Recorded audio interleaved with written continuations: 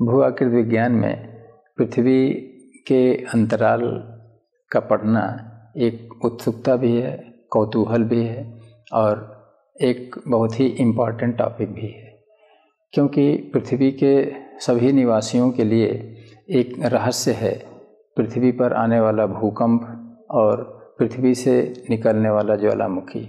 इसलिए उत्सुकता होती है कि पृथ्वी का अंतराल कैसा है, क्या अंदर गर्म गैस है, क्या तरल मैग्मा है और क्या अंदर की डेंसिटी ज़्यादा है। इस बारे में पृथ्वी के उत्पत्ति से संबंधित जितने सिद्धांत हैं उन्होंने भी कुछ प्रकाश डाला है, लेकिन विशेष प्रकाश पृथ्वी के पपड़ी के निर्माण से संबंधित सिद्धांतों ने डाला है। जैसे पृथ्वी की पपड़ी भूपर्पटी में महासागर बेसिन भी हैं और महाद्वीप भी हैं, तो इनकी उत्पत्ति से संबंधित जितने सिद्धांत हैं उन सब ने पृथ्वी के अंतराल पर कुछ न कुछ प्रकाश डाला है।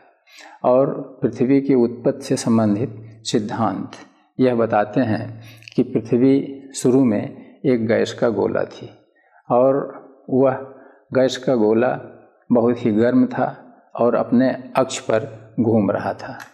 परिणाम क्या हुआ कि उस गैस में कुछ गैसें ऐसी थीं जो सघन थी, भारी थी और उनका संकेंद्रण पृथ्वी के अंदर केंद्रीय भाग में हो गया। लेकिन जो हल्की गैसें थीं वो केंद्रापसारी बल के कारण पृथ्वी के बाहरी भाग में आ गई और इससे सिद्ध हो रहा है कि पृथ्वी का अंतराल भारी गैसों का बना है, ज़्यादा सघन है, और बाहर हल्की गैसों का बना है और वह कम सघन है। और इसी तरह से टेम्परेचर और घनत्व के आधार पर पृथ्वी के अंतराल का अध्ययन किया जाता है।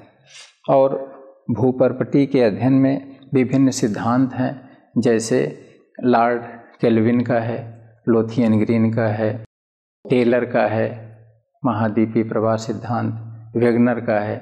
ये सब भी पृथ्वी के अंतराल पर प्रकाश डालते हैं। लेकिन आइए हम लोग देखते हैं कि पृथ्वी के अंतराल में क्या क्या अपरिहार्य चीज़ें हैं जो आपको लिखना चाहिए या बताना चाहिए। तो पृथ्वी के अंतराल में ये दो मॉडल हैं जिनको बहुत संक्षेप में आपको लिखने की ज़रूरत है। पहला है कि पहला सेंटेंस आप बताएंगे कि पृथ्वी की सतह से इसके केंद्र तक की जो गहराई है वो 6371 किलोमीटर है रेडियस। लेकिन उतनी गहराई तक अभी हम नहीं पहुंच पाए हैं।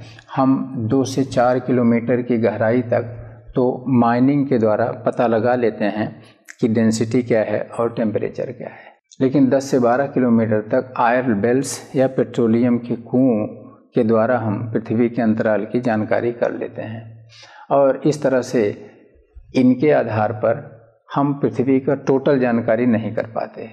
लेकिन पृथ्वी के अंदर से चलने वाले भूकंप और ज्वालामुखी के आधार पर ये 19वीं सदी में ही एडवर्ड सुयस ने अध्ययन किया। एक जाने माने जियोलॉजिस्ट थे और इन्होंने पृथ्वी के अंदर 3 परतें बताया।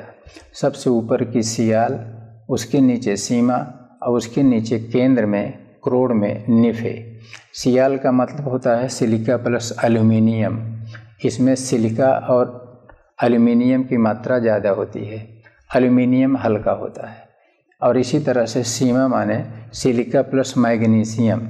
इसमें मैग्नीशियम एल्यूमिनियम के अपेक्षा भारी होता है, इसलिए यह भारी पदार्थ नीचे इकट्ठा हो गया, सिलिका प्लस मैग्नीशियम, और इसकी डेंसिटी भी ज़्यादा होती है। और तीसरा है निफे, निकेल प्लस फेरियम। निकेल और फेरियम ये दोनों लौहांश होते हैं, आयरन कंटेंट होते हैं। और जैसा कि हम लोग चर्चा किए थे कि पृथ्वी के क्रोड में यही निकेल और फेरियम के कंटेंट ज़्यादा हैं, इसलिए इसकी डेंसिटी सबसे ज़्यादा है। तो ये 3 टर्म्स हैं जो पृथ्वी के अंतराल के बारे में सामान्य पुस्तकों में मिल जाते हैं। लेकिन फिर बाद में इसका अध्ययन किया गया और इनके जो सक्सेसर्स और जियोलॉजिस्ट आए उन्होंने अध्ययन किया और फिर ये नई टर्मिनोलॉजी, नए शब्द आए, जिसमें कि एक शब्द आया लिथोस्फीयर, फिर पायरोस्फीयर, फिर बैरिस्फीयर, और ये तीनों शब्द लगभग लिथोस्फीयर का मतलब सियाल, और पायरोस्फीयर का मतलब सीमा, और बैरिस्फीयर का मतलब निफे, जिसको सेंट्रोस्फीयर भी कहा जाता है। लेकिन ये जियोलॉजिकल टर्म्स हैं, सामान्य रूप से इनको क्रस्ट, मैंटिल और कोर कहा जाता है, जिसको हम लोग अगले मॉडल में देखेंगे। लेकिन यहाँ देखते हैं लिथोस्फीयर, पायरोस्फीयर, बैरिस्फीयर या सेंट्रोस्फीयर। तो जो कैरेक्टरिस्टिक यहाँ थी लगभग वही कैरेक्टरिस्टिक यहाँ भी हैं, लेकिन इसमें जैसे सिलिका और एल्युमिनियम का बना हुआ है, लेकिन एल्युमिनियम के साथ ग्रेनाइट की प्रधानता है। बाकी डेंसिटी इनकी 3.5 डेंसिटी है। 3.5 का मतलब हुआ कि 3.5 ग्राम पर क्यूबिक सेंटीमीटर, और डेप्थ भी इनकी है। और इसके बाद ये पायरोस्फीयर की थिकनेस 250 किलोमीटर है। डेंसिटी थोड़ा सा ज़्यादा है, जैसा हम लोग देखे थे कि जैसे जैसे हम ऊपरी सतह से अंदर जाते हैं डेंसिटी बढ़ती जाती है। और बैरिस्फीयर ये आयरन और निकल, जैसा कि पहली तस्वीर में आपने देखा था, लगभग उसी का बना हुआ है। और इस तरह से हम लोग ये देखे कि ये 3 लेयर्स हैं और ये जियोलॉजिकल हैं, और ये पुरानी चीज़ है जो कि अब नए ढंग से इस तरह से प्रस्तुत की जाती है, लेकिन इसको क्रस्ट, मैंटिल और कोर के नाम से भी जाना जाता है। अब एक प्रश्न उठता है कि क्या सियाल और क्या लिथोस्फीयर एक ही चीज़ है या अलग अलग है? तो अंतर है। लिथोस्फीयर को हमारे स्टूडेंट सामान्य रूप से स्थल मंडल पढ़ते हैं और जल मंडल को हाइड्रोस्फीयर कहते हैं। लेकिन यहाँ लिथोस्फीयर का मतलब होता है कि पृथ्वी की पपड़ी, जिस पर ऊंचे भाग पर स्थल मंडल है और गहरे भाग में जहाँ पानी भरा है जल मंडल है। तो इसका मतलब लिथोस्फीयर एक व्यापक शब्द है। लिथोस्फीयर का मतलब केवल स्थल ही नहीं है, उस स्थल और जल को मिला के ये लिथोस्फीयर कहा जाता है। एक चीज़ और समझने की है कि आपके यदि 3 परतें हैं तो इनके 3 नेचर हैं। नेचर माने इसकी डेंसिटी ज़्यादा है, निफे की सीमा की कम है, सियाल की सबसे कम है। तो इनमें समन्वय भी नहीं होगा, क्योंकि पृथ्वी अपने एक्सिस पर अगर रोटेट कर रही है तो उस रोटेशन का परिणाम होगा कि इन तीनों के रोटेशन में हार्मनी नहीं होगी, समरूपता नहीं होगी, अंतर होगा।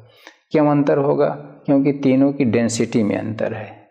ये सबसे कम डेंस है और ये सबसे ज़्यादा डेंस है, और इसलिए इन तीनों परतों की गति में डिफरेंशियल मोशन होता है, अलग अलग विशेषक गति होती है।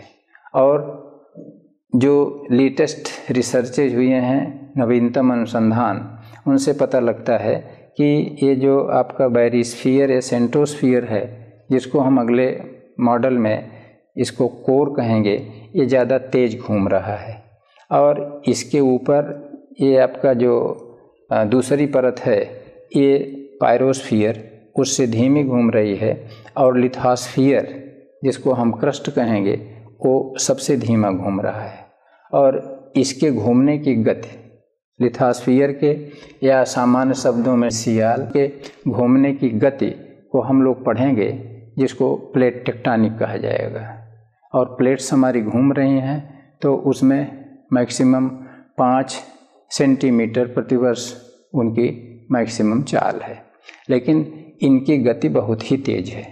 और इसको हम लोग अभी फिर देखेंगे कि इनके अलग अलग गति से घूमने के फलस्वरूप एक इस बेल्ट में, या जो एक विसंगति तल है या डिसकंटिन्यूटी है, डिसकंटिन्यूटी पर एनर्जी एक जनरेट होगी। और यदि लिथोस्फीयर और पायरोस्फीयर के बीच में भी डिफरेंशियल मोशन है तो यहाँ पर भी फ्रिक्शन होगा, घर्षण होगा, यहाँ पर भी एनर्जी जनरेट होगी।